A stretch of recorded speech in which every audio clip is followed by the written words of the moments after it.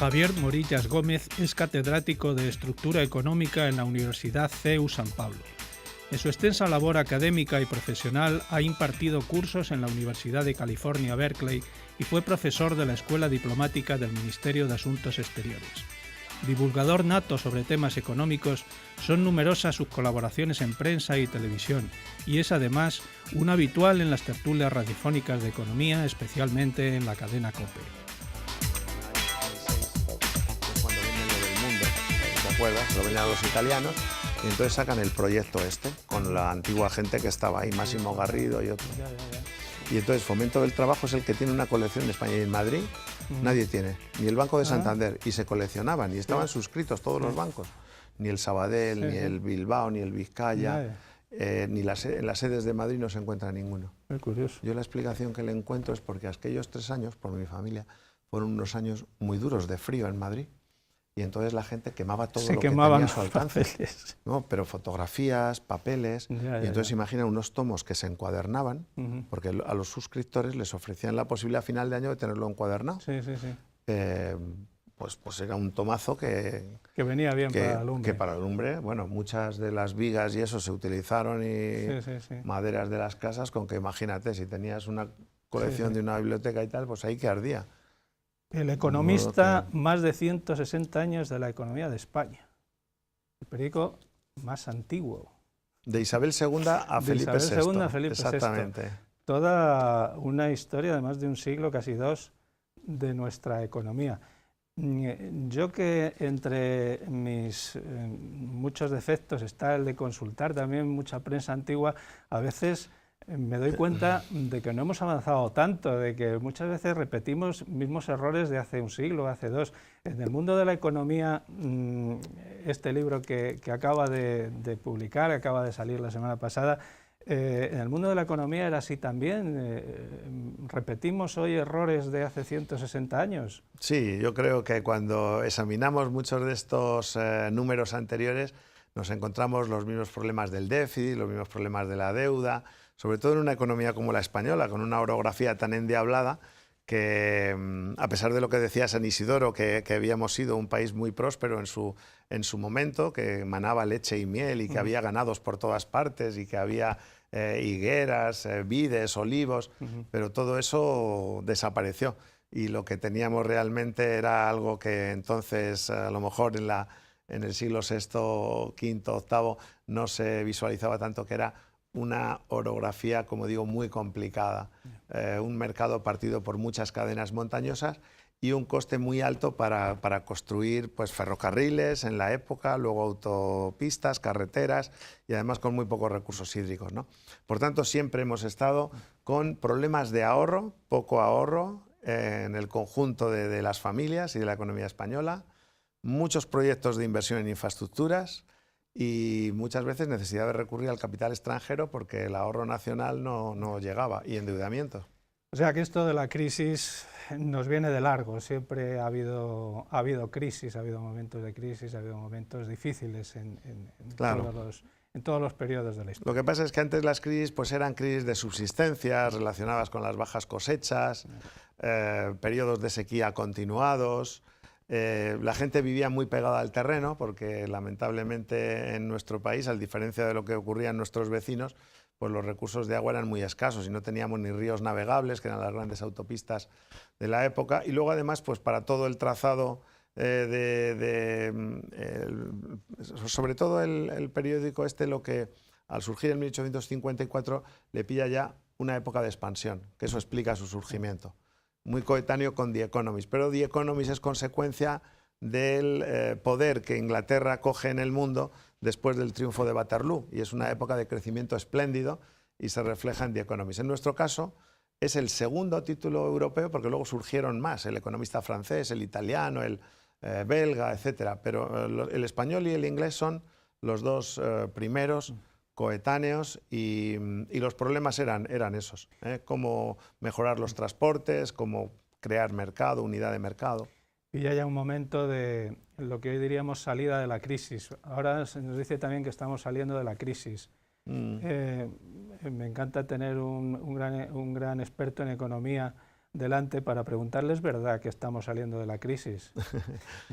Bueno, técnicamente tenemos que decir que sí, porque la crisis al final, ¿qué es lo que comprende? Son periodos de crecimiento económico, ¿no? Hasta el año 2008 tuvimos una fase de crecimiento, que fueron 15 años aproximadamente, llamamos en economía un ciclo medio. Y a partir de 2009, 2010, 2011, 2012 y 2013 fue una época en la que nos fuimos hundiendo y caminando por el barro. 2014 es el primer año que ya tenemos un crecimiento por encima de cero, que fue 1,4, 2014. Y luego 2015, que crecemos un 2,3, 2016, que crecemos un 3, y 2017, que si no se nos tuercen mucho las cosas ahora con lo de Cataluña, pues íbamos a crecer un 3,2, a lo mejor hay que quedarse en un 3,1 o 2,9, pero efectivamente desde ese punto de vista estamos. ¿Qué ocurre? Que ni nuestras familias han recuperado el nivel de empleo, ni hemos recuperado los 20 millones de empleos que llegamos a tener en el año 2006-2007, que es nuestro tope. En cuanto a PIB, lo acabamos de superar, teníamos 1.200.000 millones de euros aproximadamente, y eso sí lo hemos alcanzado ahora. Y luego, pues nuestras familias lo que ha ocurrido es que han quedado muy endeudadas, lo mismo que las empresas y lo mismo que las administraciones públicas, que es nuestro gran problema, claro, porque tenemos que salir todos los meses, bueno, por no decir todas las semanas, a que nos presten dinero en los mercados. Ten en cuenta que nuestras familias deben 715.000 millones de euros. Caramba. Con lo cual, aunque el consumo tira y hace crecer la economía, pero es un comportamiento racional de las personas que primero pues destinan sus recursos a pagar los préstamos que tienen, las hipotecas. Y las empresas pues les ocurre lo mismo, ellas deben más de 850.000 millones de euros, con lo cual tampoco pueden invertir ni contratar todo lo que quisieran porque su principal preocupación es desapalancarse. Pero se ha notado ese esfuerzo y han bajado el endeudamiento desde la crisis. Lo único que lo ha aumentado han sido las administraciones públicas. Sí. Son tres patas de banco que ha citado importantes. Sobre dos de ellas hablamos mucho, que son las empresas y es la administración, las administraciones. Correcto. Pero de esa otra tercera, que es la familia, de esas hablamos menos. Y realmente yo creo que es el pilar sobre los que está montada la base social, ¿no? ¿Es cuantificable lo que ha supuesto para las familias este periodo de crisis? Desde un punto de vista económico. Claro que es cuantificable porque ha habido muchas familias que determinadas entidades bancarias, las cajas de ahorro, les han concedido créditos que en muchas ocasiones ha sido como dar a una persona una soga para ahorcarse. Han ejercido mal su actividad bancaria porque la actividad bancaria es muy importante en un país, administra un recurso que es escaso. Si una persona que compra un activo con un crédito resulta que luego se convierte en moroso, a lo mejor hay otra persona que necesitaba ese dinero para una inversión también productiva, un tractor, fertilizantes, lo que sea, y se queda sin ahorro por el recurso escaso, con lo cual hemos tenido pues miles de millones de euros que se han concedido para gastos improductivos y luego para activos que están ociosos, que es ese 1.300.000 viviendas que tenemos ahora mismo pues sin vender, y el drama también de muchas familias que se han visto hipotecadas, que han sido principalmente emigrantes, que efectivamente pues trabajaban a lo mejor los dos miembros de la unidad familiar. Uno podía ganar 1.200 euros en la construcción, la otra en el empleo doméstico 800, y bueno, pagaban una letra de 600 que decían, pues yo voy a hacer como los españoles. Me compro una vivienda y lo que es la hipoteca pues es la letra que sería de alquiler, lo voy pagando. ¿Qué ocurrió? Que perdieron el empleo ellos en la construcción, se quedaron solo trabajando ellas y al final pues se han visto embargados y perdiendo la vivienda, ¿no? Por tanto, sí es cuantificable, está costando mucho la recuperación de ellas, aunque, digo, han bajado el endeudamiento. Los últimos datos del boletín mensual del Banco de España lo cifran en 715.000 millones, lo que deben. Por tanto, se ha reducido, pero el problema es que el empleo todavía no tiene la dimensión, ni el volumen, ni la afiliación a la Seguridad Social que teníamos en el año máximo récord de crecimiento de la economía española, que fue el año 2007-2008, ¿no? Tenemos claro, o más o menos claro, lo que ha producido la crisis. No sé si tenemos tan claro quién ha sido el motor de superación de esa crisis. No sé si ha pivotado también en este entorno familiar al que nos estamos refiriendo, o han sido las empresas. ¿Quién ha sido realmente quien ha motivado de una manera, digamos, mayor amplitud este remonte? Pues los economistas lo tenemos claro. En el caso de España, el pilar fundamental que ha servido para transitar sobre esta crisis tan dura ha sido la institución familiar. La familia en Occidente es muy importante, y esto, fíjate si es importante que en la contabilidad nacional tenemos algo que se llama sectores institucionales en la contabilidad nacional, que son 5. Uno de ellos son las administraciones públicas, otro los bancos, otras las entidades de seguro, y el otro pilar son las familias. Las familias está equiparada a la importancia económica que se da a los bancos o a las empresas no financieras o a las administraciones públicas. Por tanto, es un sujeto potente, es un sujeto activo, es un sujeto decisivo. Y en esta fase son las que han aportado cohesión social, el ahorro intergeneracional ha compensado los déficits que había en miembros de la unidad familiar o de las generaciones que quedaban descolgadas transitoriamente o que han quedado en muchos casos lamentablemente descolgadas. Ha sido un colchón excepcional. La fortaleza, yo creo, de la familia en España ha sido definitiva. Qué importante ha sido en esta situación de crisis, ¿verdad?, el papel de los abuelos, de los que no se habla nunca.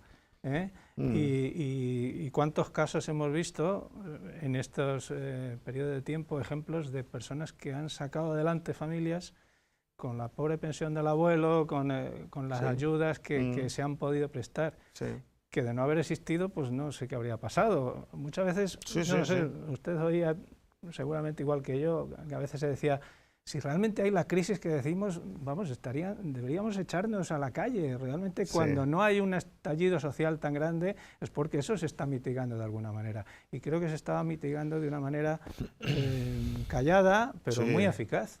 Bueno, en España por supuesto, pero fíjese que fuera ha dado lugar también a un fenómeno que llaman el cohousing, el compartir vivienda, el compartir gastos de vivienda, y esto ha sido un mecanismo muy recurrente, donde hijos han vuelto a vivir con los padres o nietos se han ido a vivir con los abuelos y compartiendo gastos de luz, gastos de agua, etcétera.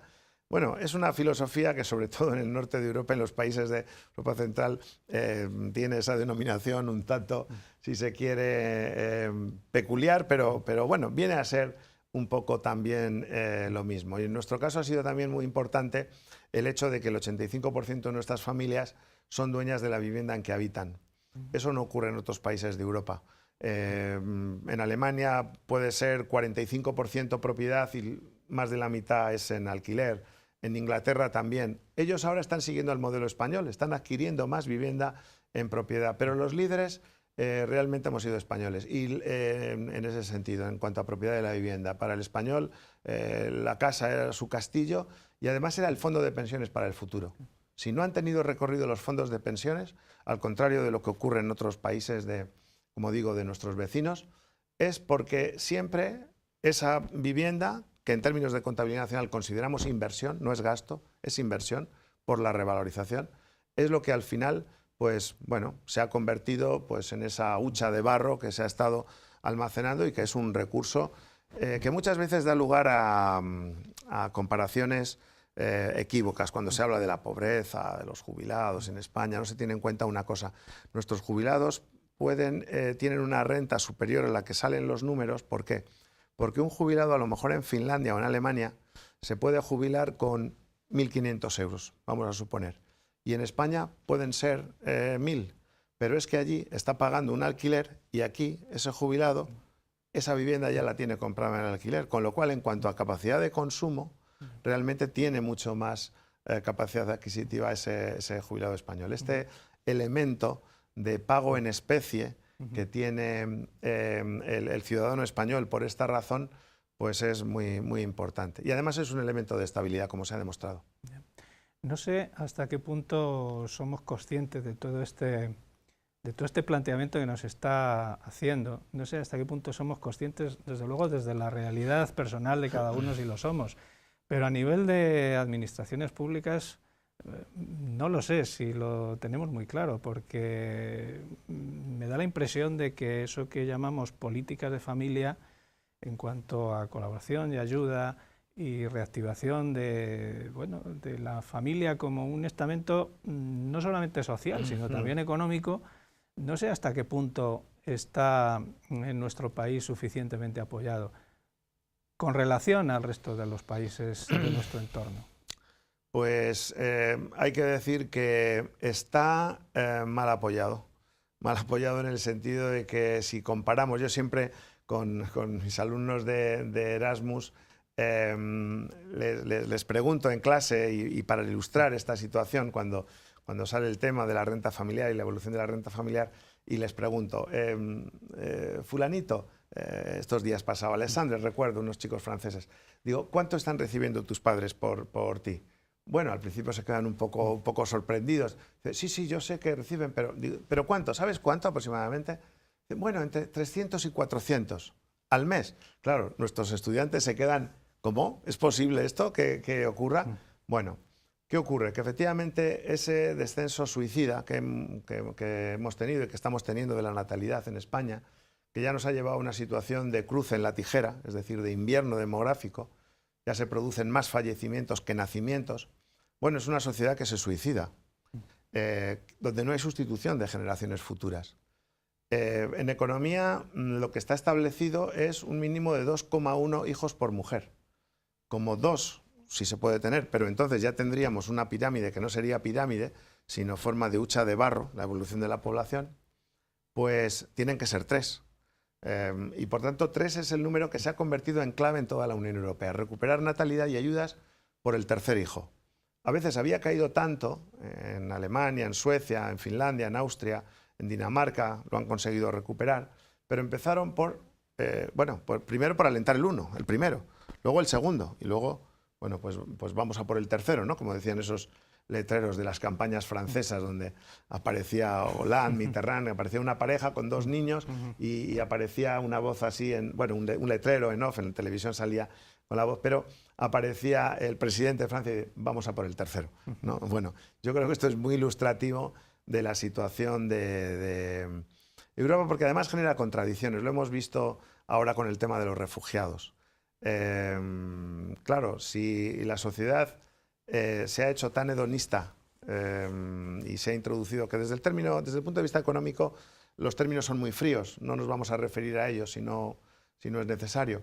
Pero hay unos premios Nobel, Gary Becker y Schultz, que han tratado este tema y efectivamente, ¿qué vienen a decir? Bueno, lo que vienen a decir es que en nuestras sociedades desarrolladas ese nivel de hedonismo hace que el coste de oportunidad, ellos dicen en la producción de bebés, el output final en economía al final, si hablamos de población, tendría que ser ese. Dice, el coste de oportunidad es muy alto. ¿Por qué? Porque ¿qué le lleva a una pareja actual a tener un hijo más, un bebé más? Le va a complicar la vida, porque no van a salir por la noche como podían salir antes, al teatro, al cine, los fines de semana, le va a complicar las vacaciones, va a incrementar sus gastos, va a trastocar su existencia. Y entonces Gary Becker dice, bueno, ¿cuál es el input? Porque en una sociedad en vías de desarrollo, cada nuevo hijo es una fuente inmediata de renta, porque se incorpora a la explotación familiar y además, como no existen seguros de pensiones, pues equivalen a la pensión de jubilación de los padres. Porque el tener un número importante de hijos, considerando que se van a morir bastantes, por eso tiene que ser en principio abundante, pues es lo que garantiza esa vejez. Pero en nuestros países, donde las pensiones de jubilación existen, el seguro de desempleo también, y sobre todo el hijo no es una fuente inmediata de renta, sino que al contrario, lo es de gasto. Con lo cual, ¿cuál es el input que reciben las parejas, los padres? Y él dice, la recepción de cariño. que en términos económicos pues es de lo más osado que se ha dicho, quizá por eso les dieran el premio Nobel, ¿no? Y por investigar estas cuestiones, porque ellos lo hacen en función de la renta familiar acumulada, si a los hijos se les dan estudios, si se les pone a trabajar a partir de los 16 o no, si se les pone a estudiar o se les permite que sigan estudiando desde los 16. Es decir, bueno, hay toda una teoría económica ahí muy desarrollada, bastante elaborada, que lamentablemente en lo que viene a sintetizar es que tenemos un nivel de egoísmo, y el hedonismo se ha extendido tanto en la sociedad española que se va a lo cómodo. Y además, una cosa curiosa, que resulta que las parejas que deciden tener hijos, con su sacrificio, esos hijos van a pagar las pensiones de los otros que por comodidad han decidido no tenerlos o llevar una existencia más cómoda, lo cual es totalmente injusto. Y en ese sentido, pues la sociedad española especialmente está desarmada, porque en Estados Unidos el planteamiento es otro y en los otros países es otro. Aquí, lamentablemente, las ayudas a la familia no existen. El único experimento fue el de Zapatero, que también es interesante de reseñar, los 2.500 euros. Un experimento fallido, porque, bueno, un experimento fallido, hay que suponerle buena voluntad, pero realmente claro. Las consecuencias tampoco fue... Generó mucha sorna aquellos 2.500 euros por bebé, porque claro, cuando se hace, que podría haber sido interesante y haber traído muchas consecuencias sobre todo lo que estamos hablando y sobre ese coste de oportunidad, porque claro, a uno se le puede ocurrir esto, como fue el caso, en un mitin y lo dices, pero luego ¿cuándo entra en vigor? Cuando se presentan los presupuestos generales en el Parlamento y se aprueban, al año siguiente, cuando empieza el año fiscal. Es decir, si se quiere hacer en serio, hay que prever un tiempo de embarazo. Si estamos ahora mismo en un determinado mes del año, tienes que calcular por lo menos 9 de embarazo y decir, bueno, vamos a hacerlo para 2019. Y a partir de 2019, dice, se van a dar 2.500 euros de ayuda familiar a las familias que tengan un hijo. Y entonces ves que si durante ese año resulta que siguen naciendo el mismo número de bebés, 450.000 aproximadamente, dice, pues mira, 2.500 no moviliza nada, no supone ningún incentivo. Ahora, a lo mejor sí, a lo mejor se hubiera podido medir, dice, hombre, pues esta medida se introdujo y resulta que ese año nacieron 500.000. Bueno, pues ya sabemos que sobre esa cantidad, pues serán 3.000, 3.100, se podría haber graduado. Yo creo que fue una oportunidad perdida. De todas formas, no se trata de una cantidad fija, ya está claro. Tiene que ser una ayuda más permanente, más espaciada. Pero es que al final es lo que decían estos premios Nobel, es una cuestión de valores.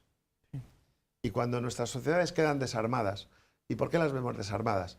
Pues las vemos en las series de televisión.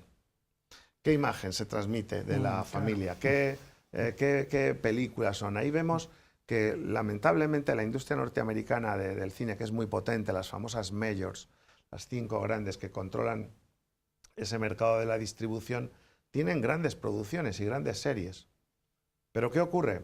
Que obligan a comprar, a lo mejor de cada 100, un paquete de 100, te van a vender 3, pero te obligan a comprar 97. Y esas 97 son las que nuestras televisiones ponen todas las noches, que es en muchos casos auténtica basura. ¿O no? O las editan para la sociedad norteamericana y te aparecen, unas son reclamación de los afroamericans, como dicen ellos, porque intentan incentivarles para que vean que hay un afroamerican que es policía, que incluso es jefe del Estado Mayor, que es primer ministro, lo que sea, otras es con los mexicans, o obedecen a planteamientos siempre que convienen a la sociedad norteamericana o al establishment. Pero claro, nosotros tenemos unos problemas distintos. Eso también está dando lugar a otra cosa, que es a la que la gente lo que está viendo ahora son series de televisión, porque se cansa de esas películas y de esas series basura, ¿no? Y lo lamentable de esto es que estamos dando un vuelco, como decía antes, a esta situación que hemos conocido durante tanto tiempo, de que un hijo era un valor añadido para la familia, de pronto es una carga. ¿Y qué pasa si esto se prolonga en el tiempo? Las parejas dejan de tener hijos porque no es rentable, porque es un problema, por todo esto que comentaba antes, y esta estructura de familia que estamos diciendo que todavía es muy potente y ha sido capaz de afrontar una crisis complicada, a la vuelta de unos años no la tenemos tan fuerte o tan afianzada, nos vuelve otra crisis, porque puede volver, porque vemos que la historia es cíclica. ¿Y cómo afrontamos eso? Pues nos va a encontrar muy debilitados, porque es que la estructura social que ha conocido Occidente en 2000 años ha sido esta. Y somos lo que somos precisamente por esa sociedad y por esos valores, que no están representados en todas las sociedades, y es legítimo, y no podemos pensar que en todos los continentes y en todas las culturas la gente vaya a tener que pensar en cambiar sus hábitos, pero estos han sido los nuestros, nos han dado buen resultado, hemos conseguido las sociedades más eficientes, las de mayor desarrollo tecnológico, las que han sido capaces de generar mayor nivel de bienestar, y eso ha sido precisamente por un conjunto de valores que tenían unos incentivos, que muchos de ellos están en la Biblia, ¿no? Pues es el cuidado de la viña, es el mostrar la luz del celemín, que no debe estar debajo de la mesa, es el atender a la viña, la atención al hijo pródigo. Si nos vemos, hay una cantidad de mensajes económicos en la Biblia tan ricos, que son los que nos han hecho ser efectivamente lo que somos. No existen en otras culturas, claro. En otras culturas te plantea y dice, bueno, las mujeres ya por principio no trabajan, hay que ponerlas una determinada vestimenta, un velo.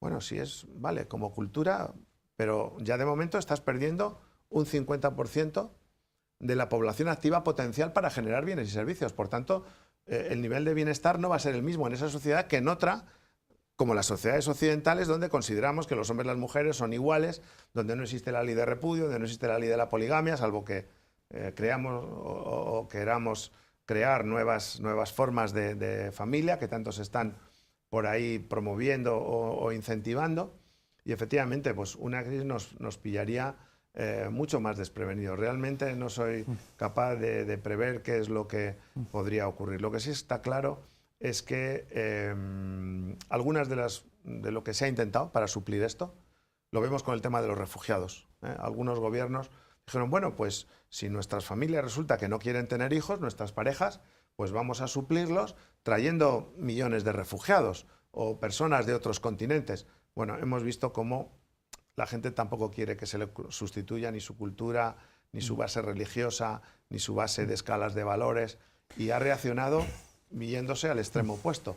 Lo vemos en Hungría, lo vemos en los países bálticos, lo vemos en Polonia, lo vemos en Alemania. Merkel ha tenido que corregir toda su política a este respecto. Es decir, que el tema de decir, bueno, nosotros continuamos con nuestra vida hedonista y hacemos que trabajen otros, pues eso no ha dado resultado, no, y tampoco la población al final lo quiere. Lo que pasa es que no está, yo creo, suficientemente mentalizada de cuál es la situación en la que nos encontramos. Y usted, que habla con ministros, el ministro Montoro estuvo en la presentación de su libro el otro día, ¿hay en el gobierno o en el ámbito de la administración, cree, alguna perspectiva de actuar sobre una política familiar? Claro. Hoy. Sí. ¿Sabes lo que pasa? Que es que las demandas de un gobierno son tantas, a la hora de repasar estos 160 y pico años de este periódico económico, decíamos que es que las demandas son prácticamente los mismos y todos los sectores piden. Todos los pueblos querían que hubiera carreteras, todos los pueblos querían que hubiera ferrocarriles, todos los pueblos querían que hubiera agua potable, conducción eléctrica, y ahora, pues claro, todos, y los comparamos con las otras sociedades, con nuestros vecinos, y dicen, hombre, ¿por qué ellos tienen tanta ayuda a la familia por hijo? Que también es insuficiente, pero bueno, tienen una. Y nosotros estamos tan pobres, hombre, pues porque efectivamente nuestra capacidad de ahorro y nuestra riqueza pues no es la misma. En ese sentido hay que reconocer las limitaciones de un presupuesto. Es una cuestión, ahí siempre va a haber excusas para el gobierno, ¿eh? Será como lo del IVA del cine, como ¿por qué no se bajan los impuestos? Pues porque el gobierno prioriza y siempre va a tener la excusa de encontrarse con unos presupuestos limitados. Otra cosa es que lo que habría que decirle es que la prioridad de gastos está mal establecida. Claro, claro. Y que por lo menos la importancia se que vea tiene voluntad, la familia, ¿no? claro, toda la importancia que desde el punto de vista de la propia contabilidad nacional tiene para ser sujeto institucional, con la protección que vemos que se le da a los bancos, porque efectivamente es por ahí por donde circula la sangre, es como las venas para la circulación sanguínea. Si tienes las venas mal, pues no tienes bancos, estás muerto, pues como si no tienes venas, claro, hay que cuidarlo. Pero es que la familia es lo mismo y hay que darle la misma atención.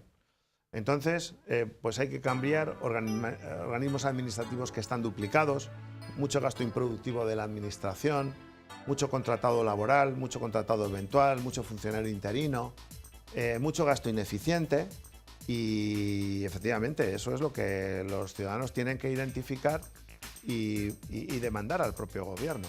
Vamos a ver.